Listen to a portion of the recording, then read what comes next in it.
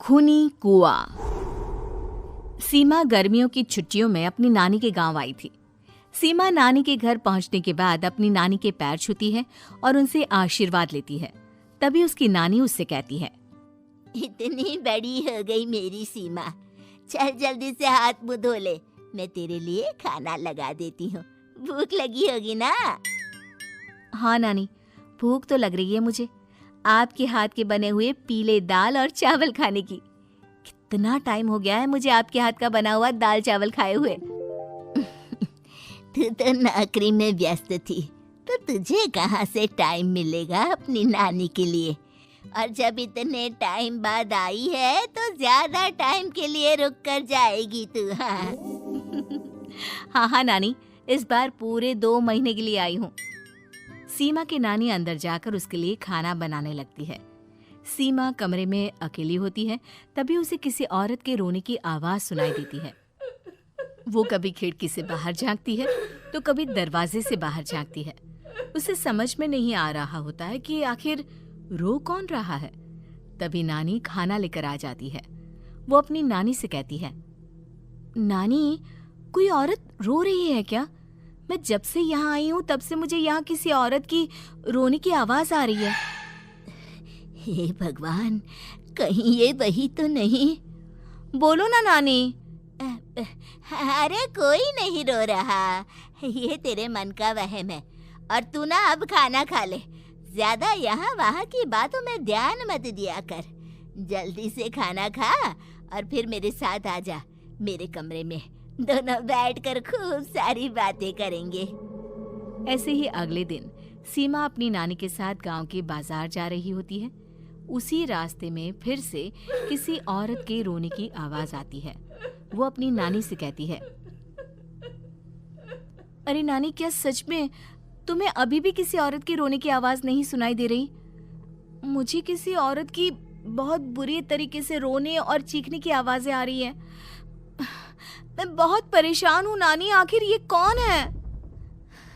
मुझे लगता है कि सीमा को शहर भेज देना चाहिए, यहाँ रहना उसके लिए ठीक नहीं।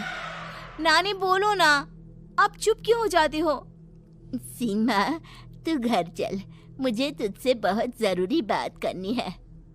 नानी सीमा को घर ले आती है और सीमा से कहती है, सीमा, कल सुबह तू शहर वापस चली जाएगी। अरे अचानक? आखिर क्या बात है नानी, आप मुझे ऐसे जाने को क्यों कह रही हो? मैं बस जो कह रही हूँ उस पर ध्यान दे। तू कल सुबह यहाँ से चली जाएगी, और ये बात मैं कोई मजाक में नहीं बोल रही। तू कल जाएगी तो मतलब जाएगी। अरे नानी, चली जाऊंगी मैं, ठीक है, पर आखिर बात क्या है ये तो बता दो। मम्मी से कोई बात हुई है या फिर मुझसे कोई गलती हुई है जो तुम मुझे अचानक से जाने के लिए बोल रही हो? देख सीमा, रात बहुत हो चुकी है और मुझे इस बारे में कोई बात नहीं करनी। चल, अब चल के मेरे साथ सो जा। सुबह की बस पकड़कर तुझे शहर भी तो जाना है।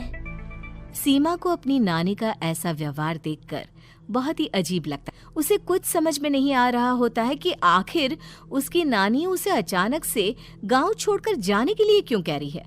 ये सारी बातें सोचते सोचते सीमा की आंख लग जाती है और वो अपनी नानी के साथ सो जाती है। ऐसे ही आधी रात को सीमा को फिर से किसी औरत की रोने की आवाज सुनाई देती है। वो उस औरत की आवाज सुनकर बार बार करवटें बदल रही होती है और तभी उसे सपने में भी एक अजीब सी औरत की परछाई दिखाई देती है, जो इतना चीख चीख कर रो रही होती है कि सीमा डरकर उठ जाती है। वो पूरे पसीने पसीने हो रही होती है।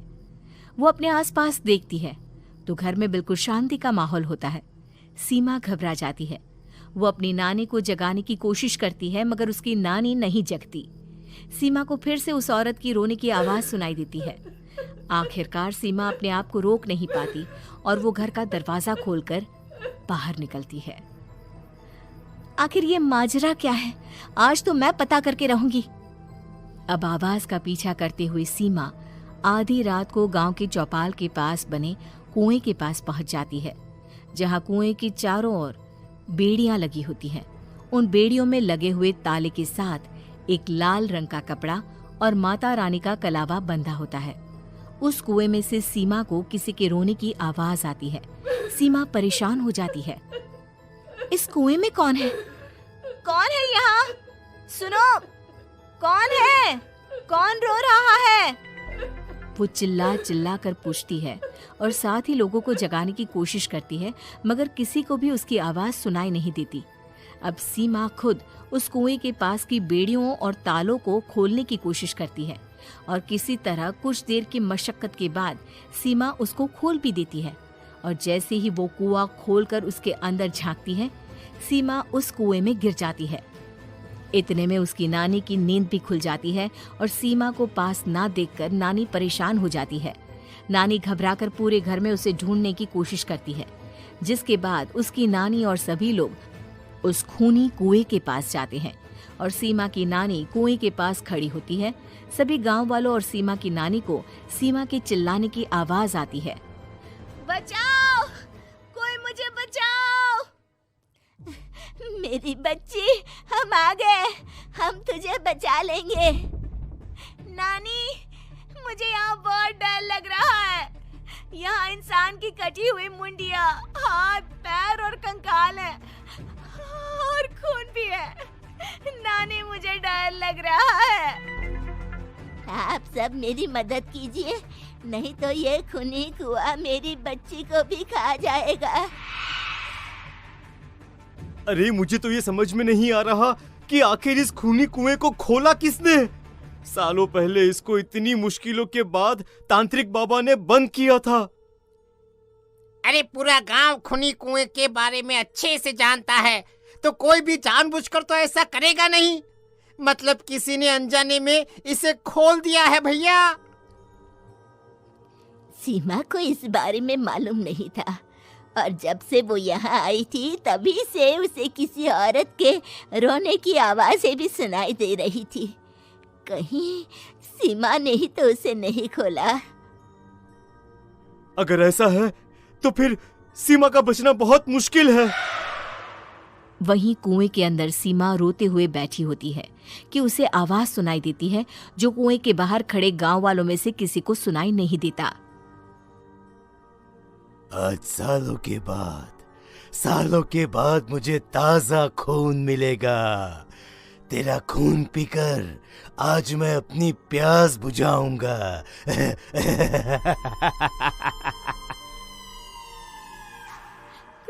कौन है? कौन है? मत मारो प्लीज, मुझे जाने दो प्लीज। मैंने किसी का क्या बिगाड़ा है? वो तुझे मरने के बाद पता चल ही जाएगा। जितने में गांव वाले और सीमा की नानी कुछ सोच पाते, उतने में उन्हें सीमा के चिल्लाने की आवाज आती है और अगले ही पल सब शांत हो जाता है। क्या हुआ? सीमा, मेरी बेटी। माफ करना बहन, लेकिन अब सीमा वापस नहीं आएगी। हमें एक बार फिर से कुएं को बंद करना होगा। गांव वाले तभी तांत्रिक को बुलाकर लाते हैं। एक बार फिर अपनी शक्ति से तांत्रिक बाबा उस कुएं को हमेशा हमेशा के लिए बंद कर देते हैं और वहां एक बोर्ड लगा दिया जाता है कि यहाँ आना मना है।